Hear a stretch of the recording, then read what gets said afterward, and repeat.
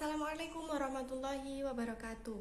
Perkenalkan, nama aku Asri Fatia Prasasti dengan NIM B91219088 kelas KPIA 3 semester 5. Di sini saya akan menjelaskan materi tentang lobbying dan juga negosiasi. Yang pertama tentang lobbying. Apa itu lobbying? Lobbying adalah sebuah usaha yang dilakukan untuk dapat mempengaruhi pihak-pihak tertentu dengan tujuan untuk memperoleh hasil yang diinginkan. Lobbying bersifat informal, lebih santai, pendekatan personal, dan tidak terikat waktu. Jika dikaitkan dengan pelatihan yang sudah kelompok kami lakukan, lobbying ini dapat berupa ketika saya dan kelompok saya melakukan lobbying dengan peserta untuk meminta maju, peserta kami minta maju untuk melakukan praktek dari pelatihan yang sudah saya dan teman-teman berikan materinya kepada mereka. Nah, di sini kami melakukan lobbying dengan peserta dengan cara kami meminta peserta untuk maju ke depan, mempraktekkan tentang materi yang sudah kami berikan, lalu kemudian salah satu dari peserta yang penampilannya terbaik akan kami berikan hadiah. Nah, mengapa hal ini disebut lobbying? Karena di sini kami melakukan lobbying dengan peserta ini sifatnya informal, santai, tidak terikat waktu, terus pendekatannya juga personal. Nah, di mana di sini saya dan kelompok saya spontan tanpa perjanjian jauh-jauh hari sebelumnya dengan peserta untuk melakukan praktek satu persatu maju ke depan, mempraktekkan tentang pelatihan yang sudah kami berikan. Lalu kemudian apa sih tujuan dari lobbying itu? Tujuan dari lobbying adalah untuk membangun koalisi dengan organisasi lain, kemudian untuk mengumpulkan informasi dengan mempersiapkan laporan untuk melakukan kontak dengan individu-individu yang berpengaruh. Selanjutnya adalah negosiasi. Apa itu negosiasi? Negosiasi adalah suatu proses diskusi yang dilakukan demi menyelesaikan suatu masalah dengan cara yang bisa diterima oleh pihak lain yang melakukan negosiasi.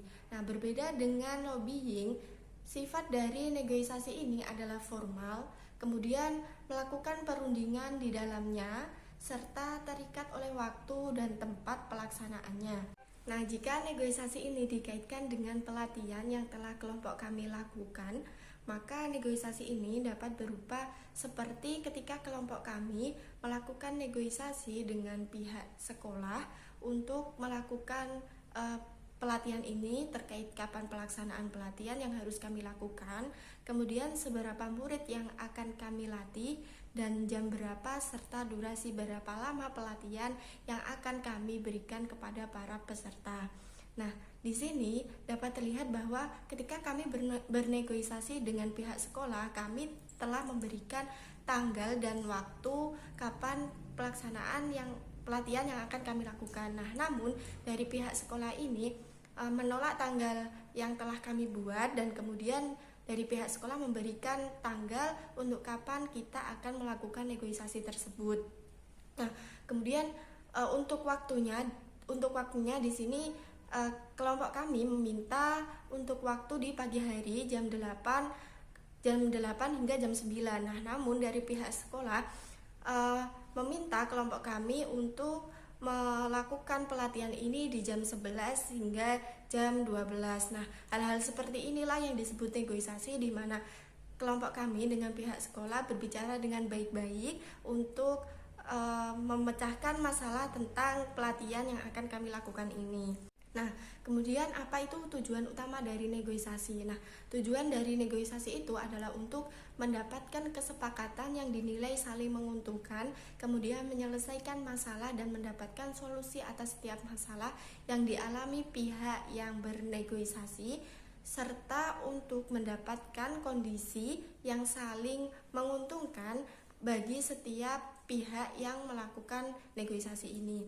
Nah, jadi di pelatihan kelompok yang kami lakukan ini, tentunya kedua belah pihak ini saling menguntungkan. Nah, di mana kelompok saya ini diuntungkan dengan terselesaikannya pelatihan dengan izin dari pihak sekolah untuk melakukan negosiasi, untuk melakukan pelatihan di sekolah tersebut.